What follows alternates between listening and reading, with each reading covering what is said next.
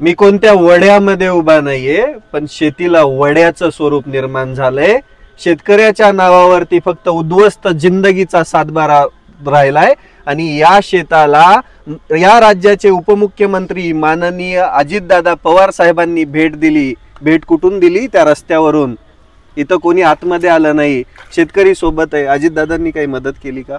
अजितदादांनी फक्त आश्वासनं दिली मदतीची. मदत बिलकुल नाही की पाहणी करून जाऊ, पाठपुरावा होईल आणि अधिकारी येऊन पाहणी करतील, बस. बाकी अधिकारी आले परत? अधिकारी आले होते पण सांगितलं त्यांनी की अजून 4-5 दिवसांनी पाऊस उघडल्यावर बघू काय असेल ती.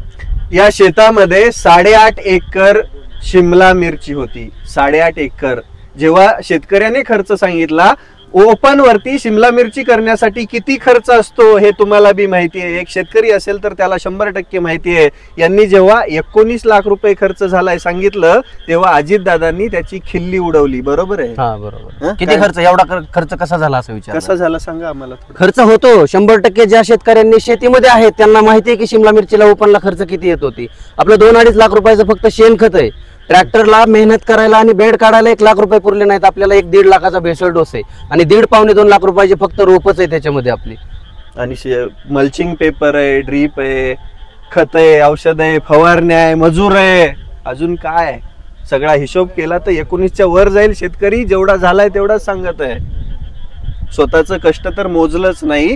आणि दादांनी पाहणी दौरा केला. तो रस्त्यावर उभा राहून आश्वासन दिलं मदत करण्याचं, पण त्यांना या शेतामध्ये झालेला ओढा दिसलाच नाही. आणि हे तर महाराष्ट्रातलं राज्य सरकार, आईशप्पथ सांगतो, नाजायज आहे. यांच्या मनात काही संवेदना नाहीयेत. कारण की यांना फक्त माहिती आहे आपल्याकडे आज 5वी बहुमत आहे. शेतकरी उद्ध्वस्त झाला काय, सामान्य माणूस मेला काय, आपण 5 वर्ष 21 लाखाच्या पलंगावर झोपणार आहोत. आणि ही वस्तुस्थिती आहे. या शेतकऱ्यांचं या राज्य सरकारला काही पडलंच नाही. काय सांगाल राज्य सरकारला? सरकार मायबापला विनंती आहे की गाड्यामध्ये फिरून आणि रस्त्यावर उभा राहून शेतकऱ्यांच्या व्यथा त्यांना कळू शकत नाही. त्यांना स्वतः जाऊन त्यांना शेतकऱ्यांचा पाठपुरावा करायला लागेल. अधिकाऱ्यांना काही घेणं देणं पडलेलं नाही. सांगितलं स्पष्टपणे की पाऊस उघडल्यानंतर 4-5 दिवसाच्या नंतर काय असेल ते बघू, तोपर्यंत शेतामध्ये आम्हाला जाता येत नाही. नंतर काय असेल ते तुमचा विषय मार्गी लावला जाईल. त्यांची इस्त्रीचे कपडे खराब होतील. ही वस्तुस्थिती आहे शेतकऱ्याची. आणि शेतकऱ्याच्या नावावर फक्त राहिला आहे तो उद्ध्वस्त जिंदगीचा सातबारा.